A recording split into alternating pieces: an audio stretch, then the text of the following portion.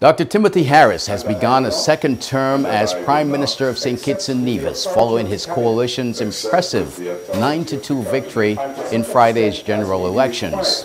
The polls show impressive increase in support for the coalition and a consequent devalue of the St. Kitts Labour Party in a way that has not been seen in more than 2 generations. Amidst the carnage, there were some strong warning signals that perhaps the era of Denzel Douglas is at an end. And we will seek context and we will seek to make sense of all of this as we are joined by 2 of the best panelists you can have for this purpose. Regional political consultant and pollster Peter Wickham is here. He joins us from Bridgetown, Barbados, as well as journalist and commentator Val Henry. Val Henry is the owner of and the publisher of myviewnews.com. Wickham is the director of Cadres, the Caribbean Development Research Services. Let's get straight to our conversation with the both of them.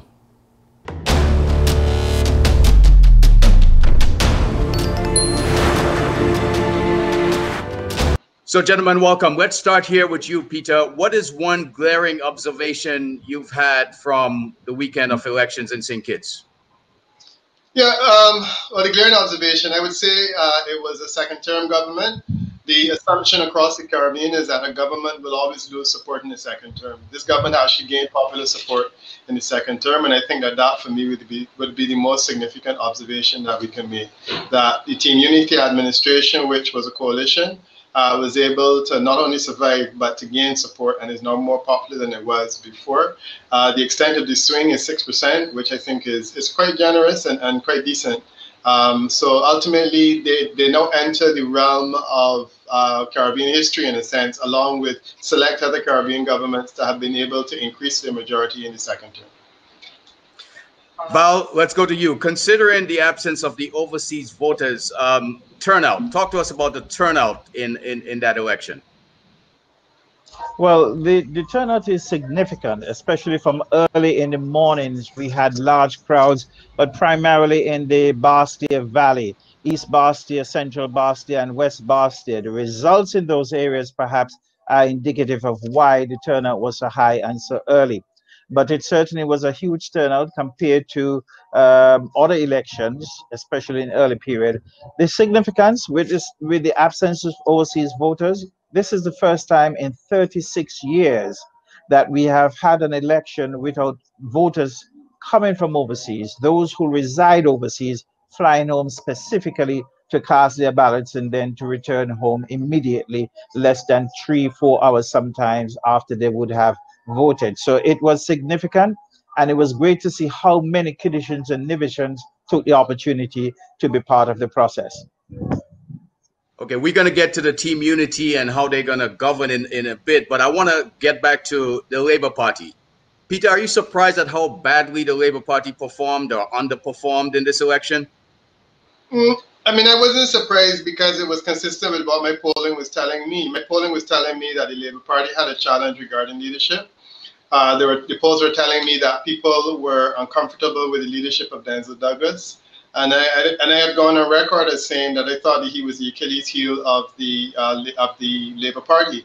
As it worked out during the election campaign, you know, the Labour Party ran a campaign that continued to match Dr. Douglas with Dr. Harris, which in my opinion was unwise, because you create an opportunity then for people to compare the 2 leaders and say, look, this is really not what I want.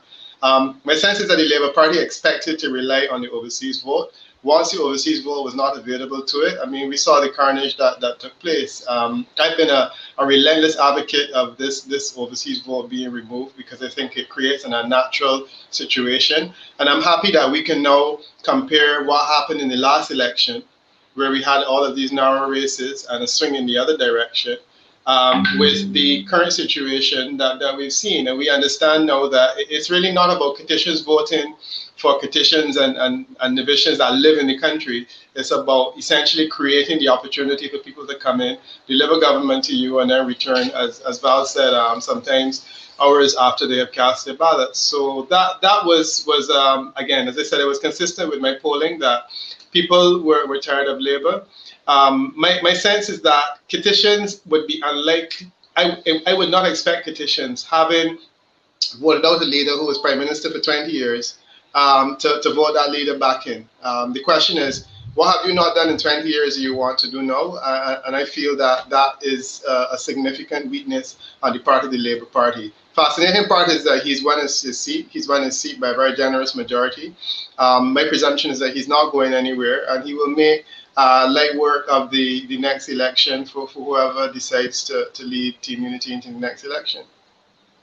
Well, that brings us to my next question to you, Val. Is that the sense on the ground, or is there a better future ahead for the Labour Party? The message was very clear, I think, from the electorate this time around. And the clarity of the message was that we do not like what is being presented as an alternative to the Team Unity administration. And Peter is correct. Since 2010 elections, actually, there had been indications that many people thought it was time for the retirement of Dr. Denzel Douglas. And it was played out in 2015 with the change of the government. And after that change of the government, many thought that Dr. Douglas would have exited the scene. I think he did give such an indication that he was sorry that one of the greatest mistakes he made going into the 2015 election was that he had not planned a transition program. And I think he did it on a similar program with Hamlet at some point in time after the elections. So certainly with the most significant indication that people were unhappy specifically with the Labour Party was a change in the West Bastia constituency. That has never had a representative in Parliament other than one representing the St. Kitts-Nevis Labour Party until Friday last. Since 1952 with adult suffrage, when Josephine France claimed that seat for Labour, he held it until he handed it over to Sam Conde in the mid-1980s, and Conris took the seat from Sam Conde when he was no longer part of the Labour Party and part of a Team Unity construct. And now, one term after, with Conris Maynard being elected in 2015 as the Labour candidate who was successful, the people of West Bastia said, no, we've had enough of that. And they actually elected perhaps the newest baby in politics, if I can very pleasantly put it that way, and defeating them. Peter, speak to that, because Keelan Nesbitt's Byron Nesbitt is one, but also John L. Powell was an impressive victory there as well for the Team Unity government. Yeah, I mean, and as Val is saying, you know, Bastia is the heart and soul of the Labour Party. To be able to take both of those political scalps, I thought was significant. John L. Powell is also a young person himself.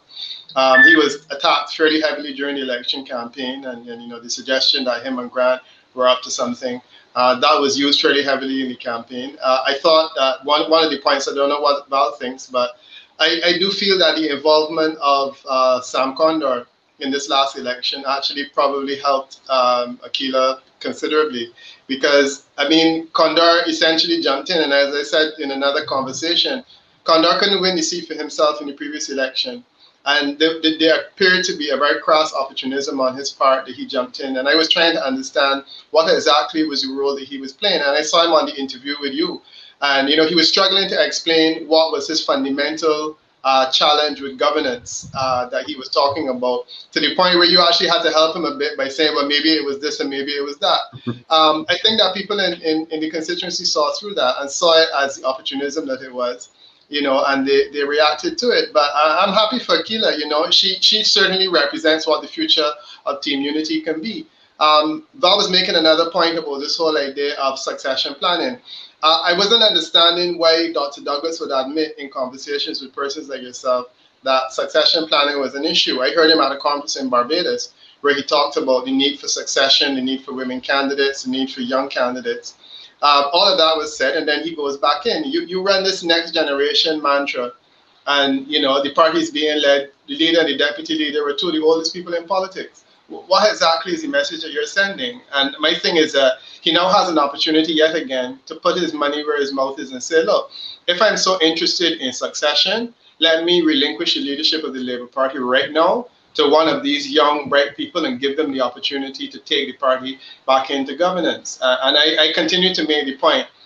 What is happening now in terms of Timothy Harris running and winning? Timothy Harris has now beat him twice. Timothy Harris, who he said was not suitable to lead the Labour Party, has now beat the Labour Party twice, which suggested that really, if you were thinking about succession, it's Timothy Harris that should have been leading the Labour Party, and then you would have been an unstoppable force. So he needs to look at his future, and I do agree that I think clearly there's a need for change in the Labour Party. There's some young, bright sparks. You know, Dr. Drew, again, a casualty. You know, it's tragic because when you listen to this person and you hear the kind of talent that he has politically, you know, he's now in the wastepaper basket of politics for the time being, simply because he cannot win a seat because of the negative environment that has been created. If I were quick word on that, succession, give us a quick word on succession for the Labour Party. Yeah, if I were to advise, as obviously I would not be invited to, the Labour Party, I would have suggested that perhaps Dr. Douglas would serve this term for about 6 months, at the start of which we'd announce his retirement, and perhaps tip Dr. Drew to be his replacement in number 6, which would be almost a guaranteed seat, so that he can build the momentum and rebuild and rebrand the Labour Party going into the next elections in 5 years' time. I want to... Dr. Drew, you were saying, Peter, you support Dr. Drew being basically the heir apparent. Not only the heir apparent, I also support Val's strategy of saying, you know, let me just go in and use 6 months to reflect on life. And then, you know, he can perhaps go into hibernation and come back with this brainwave and say, look, you know, I've reflected on it and I've decided that as of Christmas this year, this will be my end of politics. Call a by-election. You know, the victory in that constituency would give a boost to the Labour Party. And then they can start the process of rebuilding itself, because I have a strong feeling that court action will overturn the result, because the result is odd. It goes against the entire election. And if Dr. Douglas is in there by himself, to see him sit there for 5 years would be tragic. And I think it's probably better that he does exactly what Val is suggesting, you know, to do that, yeah. I want to get back to some of the nuts and bolts of this past election. Patches Liebert in constituency number 1 was the only minister to have lost his seat. Val, what is your take and why he performed so poorly when his party was on a roll and even gained ground? If you're entering politics, and I don't mean to lecture, because I'm not qualified to do so, I'm only a student, I would suggest that you always understand that victories come from your base, from your core, and then you branch out from there and you strengthen new relationships with those who are center in the field of politics, and even try to gain support from those who traditionally may not have supported you. Perhaps that was the mistake made by Patches Liebert. But generally speaking, there was a feeling that his seat would have been a questionable one in terms of success, starting with the fact that he won the seat by 4 the last time and needed to have been more engaged with his constituents. Patches did tremendous work as Minister of Works, tremendous work, and the evidence is there physically to show. He also performed well and admirably within constituencies. And just to say, any politician, any minister of government who decides to give up 50% of his salary, which over the 5-year period would have amounted to over $300,000, that's somebody you should vote for, because it shows that you are not of self, but in order to give back to the people, you're doing that. So how in the end would you lose? And I think it is a lesson of building personal relationships. All right. I don't know. Yeah, a quick stab at that. I don't have a difficulty with all that Val said in terms of the reality on the ground, and clearly he underperformed. But look, he lost by 57 votes. That was the margin. There were 96 spoiled votes in that constituency. 96 spoiled votes in any constituency is high. It was the highest number of spoiled votes in any of the constituencies in St. Kitts and Nevis. The reality of their situation was that on average, either 1 or less than 1% of the votes in every constituency were spoiled. In his case, 3% of the votes in that constituency were spoiled. It's a 610% increase on last election. I think that that is unrealistic. It suggests to me that his loss may very well not be a reflection of only his weaknesses, but also a reflection of the fact that maybe there is too great an adherence to this idea of the way in which one should vote. It's not unheard of in Kitts-Nevis for a person to vote and the vote X be not directly in the middle of the box, for it to touch one end of the box and be deemed a spoiled vote. Now, I don't know what's the nature of those votes, but I get a sense that when you see those kinds of numbers, when you see the fact that the swing in all of the other constituencies was between 2 and 5%, 7% in some instances, and the swing in his constituency is a 1% swing, and he lost. It tells me that clearly there's something else that's going on there. And as I said, I think that while I agree that he was not a picture-perfect candidate, I think that he's also been hard done by a system that may be a bit too strict in adherence. And I know we've had cases in the Caribbean before where there were these overwhelmingly high number of spoiled votes because the returning officer says, you touch the side of the box, your vote is not valid. While the conventional wisdom is that if the person clearly indicates their intention, whether it is a kiss, whether it is an X, whether it's a circle, whether it's a dot, whether you fill in the whole thing and you color it, once the person indicates that that's their intention, then the vote is valid. Well, I'm glad you raised that point. Go ahead, real quick, Val. Just to say quickly on that, Peter is correct, because 96 is a lot of votes. And I'm reminded of 1979 when it was decided that Kennedy Simmons lost the by-election in Central Bastia. He took the matter to court and it was overturned and he won handsomely. I think it was about 36 or something like that votes. The intent of the voter is what matters. It doesn't, to put an X is a guide. It's a guide. Right. So even if I put a circle and it is clear of my intention to vote for a particular candidate, it should be valid. And I think with a court case matter, if most of those rejected ballots were intended for Patches, I think in the end he would be returned as the candidate successful. We have to wrap this up, but I want to, you guys touched on this, and I want to get into more of the procedural factors in this election, because we had to wait until midday Saturday for some of the results to come in. Now, electoral okay, get the word. Some of that is happening in the region, right? But what kind of reform can we make in places like St. Kitts that would help expedite this process? Let's start with Peter.